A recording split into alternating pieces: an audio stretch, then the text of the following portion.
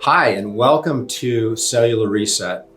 My next guest has been on Cellular Reset before. Her name's Rhonda Byrne, and if you haven't heard of the book The Secret or watched the movie, you need to do that because her practices are actually based on spiritual principles, but also quantum physics. So science has actually shown that these principles are real and that the power of the mind and the intention can actually create your own reality. And so maybe it's time for you to start looking at how you can start creating what you want in life. And the first step in that would be to watch this interview and subscribe to the station. I hope you enjoy.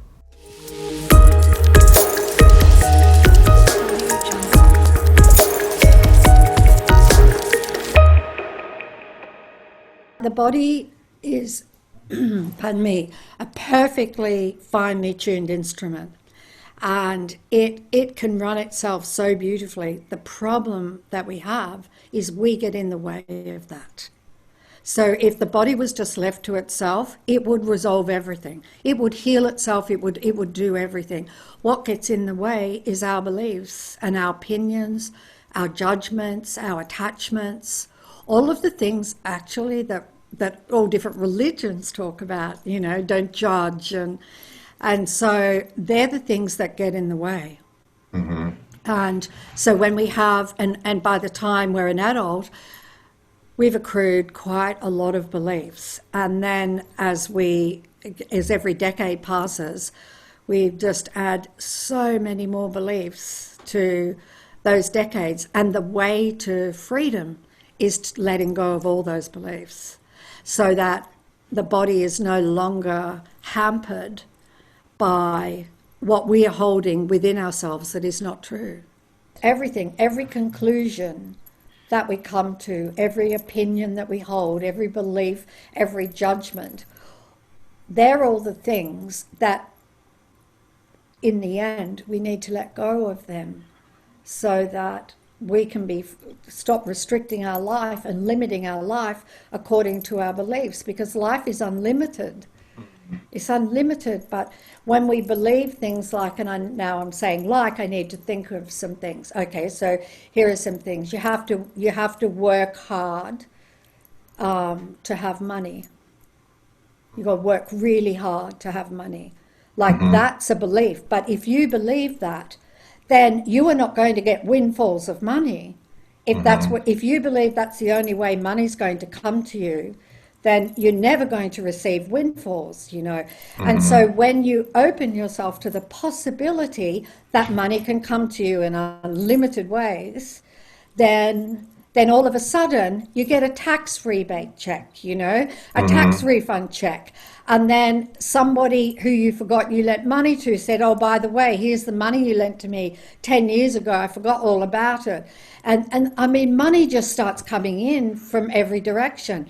But that one belief is so limiting. And when the universe actually is, on a physical level, unlimited in the ways it can bring money to us.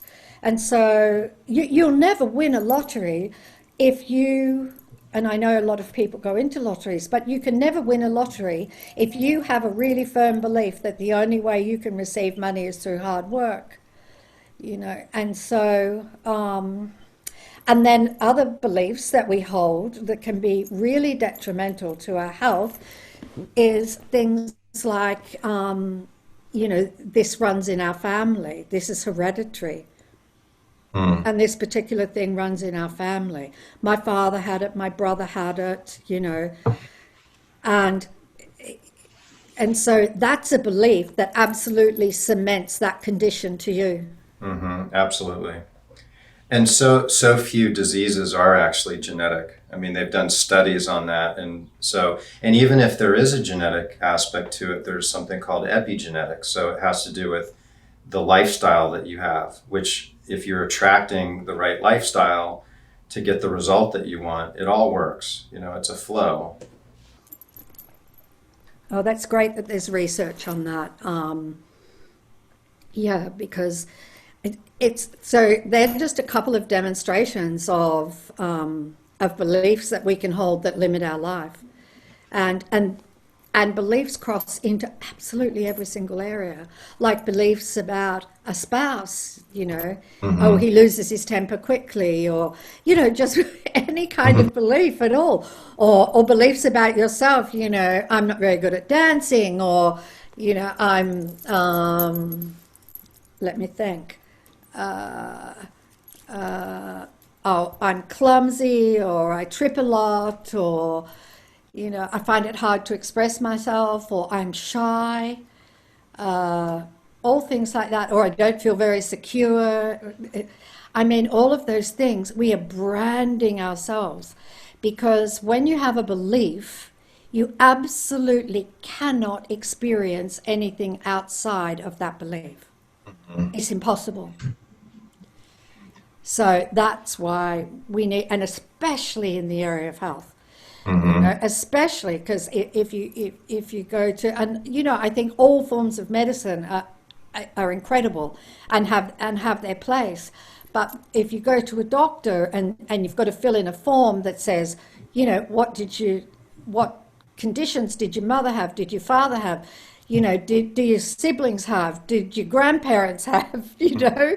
And they're wanting to put you in a box. They're wanting to look at you and say, well, you're going to be vulnerable for this and this and this. And so, but that's all coming from their belief that you were going to suffer from all of those things if you had parents or whatever that did. So it's amazing that you found that research, because it just isn't true. We all have our own unique individual journey. And another belief would be like, it's really hard for me to lose weight. That's another belief that a lot of people would have.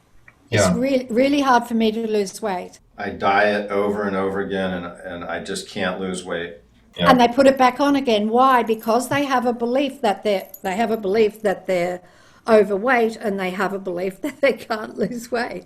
And so that's a really, that belief has got lots of tentacles to it. And so then attached to that belief could be things like, well, it runs in our family, our family is all overweight, or I'm just big boned, or all sorts of different things that get attached and reinforce that belief, so that you're really entrenched and locked into it. So the secret really is that you create your life through the thoughts that you think, and everything that is happening right now in our life is what we have thought before.